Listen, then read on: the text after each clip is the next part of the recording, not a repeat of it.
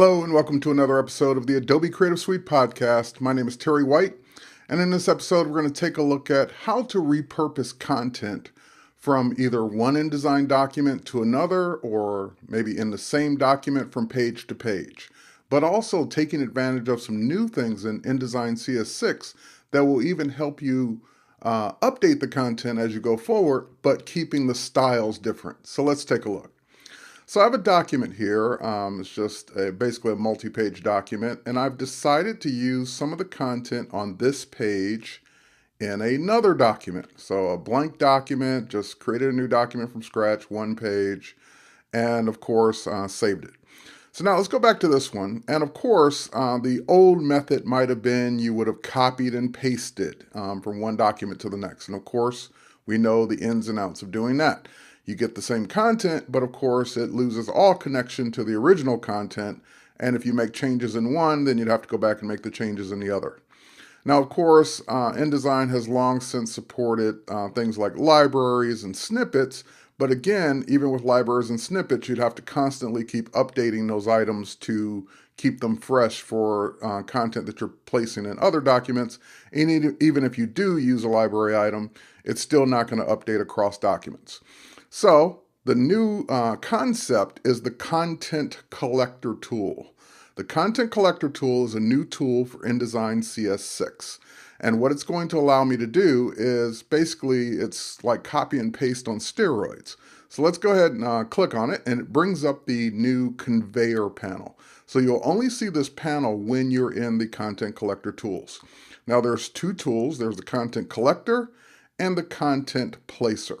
So with the Content Collector, I can now go through my content, selecting the items I want just by clicking on them, or I can drag select and grab multiple items, or even shift select and grab multiple items. But I'm just going to go ahead and just say that I want this text, and I want this text, and I want this photo. So as I grab those items, it starts to put them in the conveyor.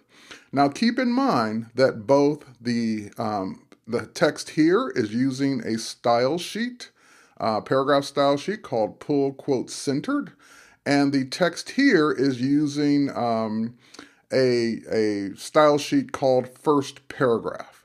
And what I want to do is in my new document, I want to map those styles to the new styles in this document. So in other words, I want the same words, but I want them to be styled differently. And of course, the main thing you have to do is make sure that you identify which styles in the new document that you're going to use, and I'm going to show you how to do that. So let's go back to the original document where we grabbed our three pieces of content. And now we can go to other pages, we can keep grabbing things, but those are the only things I want right now. And we're going to go to our Content Placer tool. And on our Content Placer, there are two things that I checked. There's Create Link. We'll talk about that in a moment. And more importantly, Map Styles. So now let's take a look at the Map Styles definition. So we're going to edit those custom map styles. So what we're seeing here is what's the source document? So you're saying, where are you getting the style from? I'm getting it from the original document. What kind of style do you want? Paragraph, character, table, or cell? We're going to do paragraph for now. And now let's go ahead and do our mappings. Now, of course, the names are the same in both documents, so we really don't have to do this part, but I'm just going to show you in case your style names are different.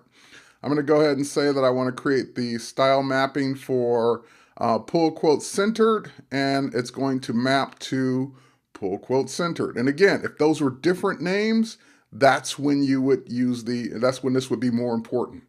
And we can do another new mapping. We'll just click new, and we're going to do the same thing here. We're going to say that we're going to use first paragraph, and again, whatever that other style would be called, which in this case is going to be first paragraph.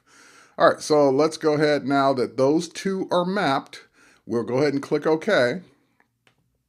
And now we're ready. We're in the Placer tool. So now we can go to our new document, and the conveyor stays up.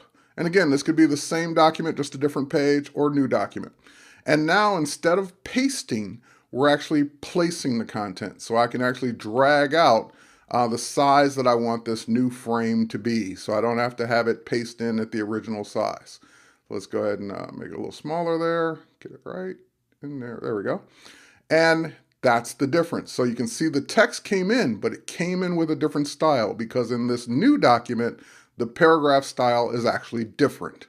And same thing here, we'll go ahead and drag out this frame and we'll just have it go to the other side. And the same thing though, when I let go, it comes in, and the difference here is the drop cap is smaller because I told it to be 3 lines instead of 5. And now, last but not least, we'll go ahead and we can place our photo. And again, we're placing, so we can make this photo any size we want. We don't have to make it the original size. And of course, now that it's in the document, we can move it around and put it wherever we want. Now, as soon as I switch to the selection tool, of course, my content conveyor went away because I'm no longer on the content collector tools. So if I go back to my original InDesign document, we can see the differences. So it's the same text, but different style. And that's because if we go to this style, pull quote centered, it is using a different font and different color. So it's a red character. And if we go to our basic character formats here, we can see that this is using Myriad instead of Minion. So different fonts, different setup. And this one again, if we go to first paragraph and we go to drop cap, it is using 3 lines and the other one was using 5. So 1, 2, 3, we go to our other layout, 1, 2, 3, 4, 5. So it's a bigger drop cap. So this is how we can use content from one InDesign document to the next, and even map styles so that we can have that second document or third document look different but with the same content. Now, of course, copy paste, you could kind of achieve that eventually with styles and all that, but here's where this pays off. So let's say our customer says that, hey, I want to make a text change here. Instead of self-reinvention, I want this to say self-motivation. So we go ahead and make that change. But the difference is now when I go back to all my other documents where I've placed this using the content placer tool, it shows me that this is now out of date. And I can choose on a object by object basis to update the links, or I can do it from the links panel. So on this one, since it's the only one, I'll just click and it changes to self-motivation, but keeping the style. So that's the difference. That's what you don't get with copy and paste.